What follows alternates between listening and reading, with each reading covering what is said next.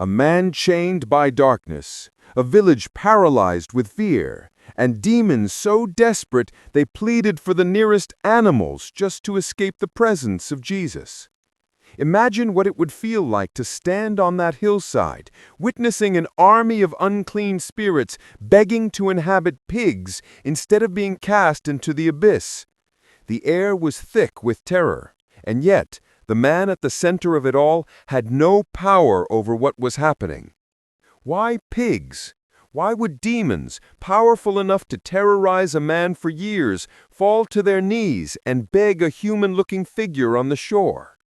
And here's the part almost everyone misses. This wasn't random. This was divine strategy, a spiritual revelation hidden in plain sight. Something about this moment changes everything you thought you knew about freedom, power, and the unseen world. But what exactly happened next, and why the entire town begged Jesus to leave? That's where the story takes a shocking turn. But what exactly happened next, and why the entire town begged Jesus to leave? Before Jesus set foot on that cursed hillside, he had already faced a storm that terrified even seasoned fishermen. Waves crashed over the boat, wind tore at the sails, and the dark waters of the Sea of Galilee threatened to swallow everything. Yet Jesus stood, calm and unshaken, and spoke just 2 words, "Peace, be still." And the storm obeyed. This wasn't merely a demonstration of power. It was a deliberate step toward a mission most would have avoided. He crossed the violent waters not for the comfort of the crowd, not for fame, but for one lost man, a man no one else could reach, a man so consumed by darkness that even chains, stones, and fear could not contain him. Jesus stepped into Gentile territory, a land considered unclean, a place thriving on what God had forbidden. And in doing so, he wasn't just walking onto foreign soil. He was entering a battlefield that few dared to confront. But what he found on the shore would shock everyone, even the demons themselves. But what he found on the shore would shock everyone, even the demons themselves. When Jesus arrived, what he saw was beyond human comprehension. A man living among the tombs, naked, covered in scars and filth, chains dangling uselessly from his wrists. He was not just trapped, he was possessed, a vessel for a legion of demons. No one in the region could approach him without fear of death or madness. Night and day he wandered the hills and tombs, screaming, weeping, and cutting himself with stones. His cries echoed off the rocks, terrifying anyone who dared to listen. The chains meant to restrain him were broken pieces of human effort, proof that nothing in this world could contain the darkness within.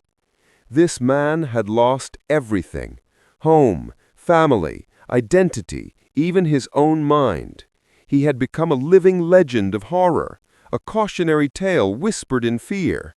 And yet Jesus saw him not as a lost cause, but as a soul worth every risk. What's more shocking? Before Jesus even spoke, the man reacted in a way that stunned onlookers. He ran to him, fell at his feet, and cried out, "Do not torment me!" Even the forces of darkness knew something the townspeople did not. Something about this man, about these demons, was about to be irreversibly exposed. Something about this man, about these demons, was about to be irreversibly exposed. As Jesus stepped closer, the man didn't run away. Instead, something extraordinary happened. He recognized authority beyond this world. He fell to the ground before Jesus and shouted with a loud voice, "What have you to do with me, Jesus, Son of the Most High God? Do not torment me." This moment revealed a staggering truth. Even demons acknowledge divine authority. They tremble, they beg, and they fear what they cannot resist. The man, though tormented beyond imagination, became a living testimony that light has power over darkness. The setting amplifies the shock. This was the region of the Gerasenes, a Gentile stronghold built on Roman influence and pagan practices. An entire economy thrived on pigs, animals considered unclean under Jewish law. Jesus had crossed not only physical waters, but a spiritual boundary, stepping into a territory of defiance and disobedience. And yet, the demons didn't flee immediately. They pleaded, not for mercy, but for survival. The battle wasn't over. It was about to escalate. The villagers, witnessing the scene, had no idea what was coming. What seemed like chaos on the surface was actually divine strategy in motion. And then Jesus asked a question that would reveal the unimaginable scale of this possession. And then Jesus asked a question that would reveal the unimaginable scale of this possession. Some readers notice a discrepancy. Matthew mentions 2 demon-possessed men, while Mark and Luke focus on 1.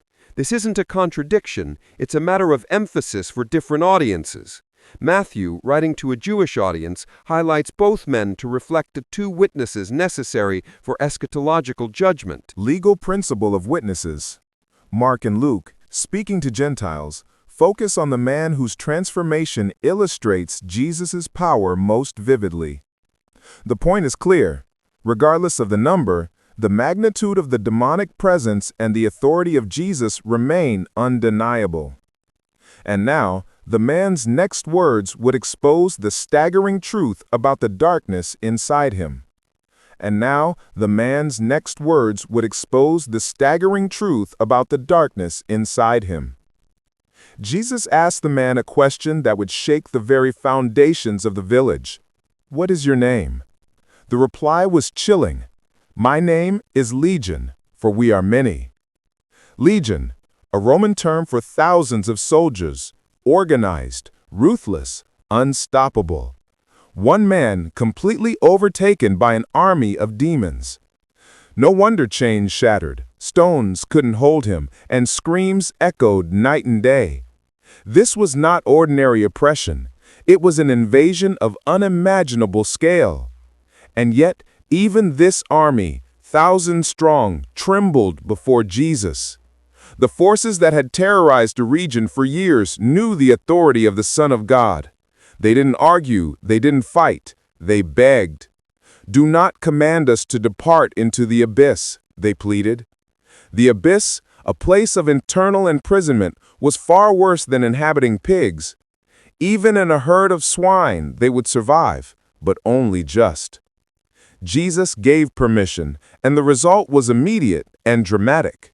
The entire herd, thousands of pigs, stampeded down the steep hillside into the sea, disappearing in a thunderous rush of chaos. This was no random destruction. It served 3 shocking purposes. Deliverance must be visible. For years, the man's torment was invisible. Chains, screams, and scars hinted at darkness. But now the magnitude of the oppression became undeniable. Everyone saw the power of Jesus exposed. Judgment on disobedience. This region thrived on an economy built on unclean practices. By allowing the pigs' destruction, Jesus declared that no wealth, no comfort, no system built on sin can outweigh obedience to God. Value of one soul. One man, delivered, was worth far more than 2,000 pigs, more than an entire economy, more than routine or familiarity. Freedom is priceless, and sometimes messy. And yet, even with this dramatic revelation, the townspeople didn't rejoice. They watched the miracle and made a choice that would shock anyone who values life over profit.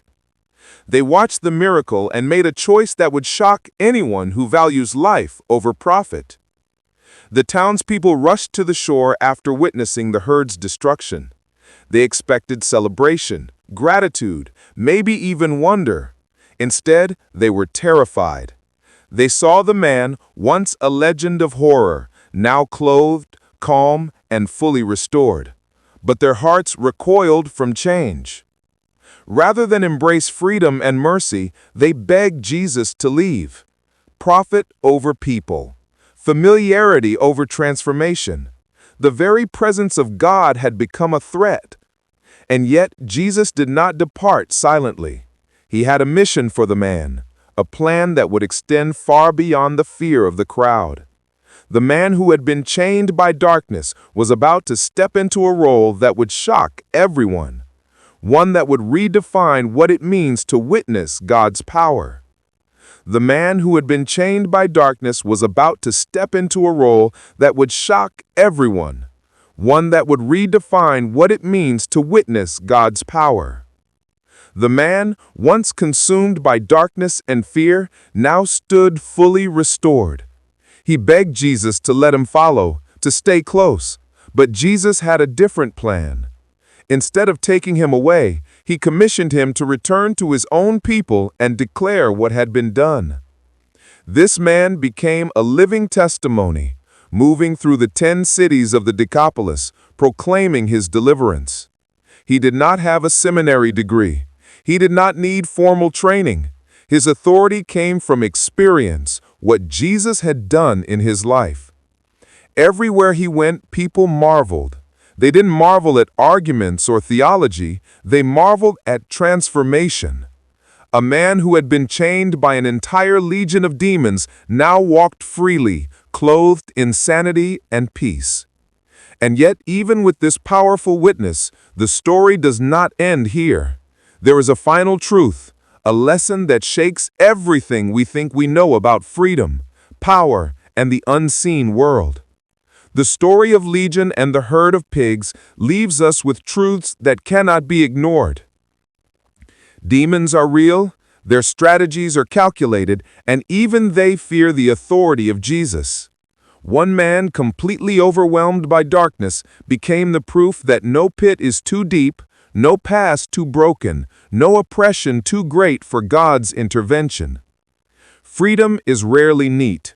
Deliverance may cost comfort, security, or even prosperity, just as the destruction of the pigs cost the villagers their livelihood. Yet the price of keeping darkness hidden is always higher than the cost of letting God act. The final lesson is clear. Your testimony matters. You do not need credentials or perfection. You need to recognize what God has done in your life and proclaim it boldly. Transformation is a story too powerful to stay silent. The same authority that silenced Legion is still Legal principle of witnesses. Mark and Luke, speaking to Gentiles, focus on the man whose transformation illustrates Jesus' power most vividly. The point is clear. Regardless of the number, the magnitude of the demonic presence and the authority of Jesus remain undeniable. And now, the man's next words would expose the staggering truth about the darkness inside him.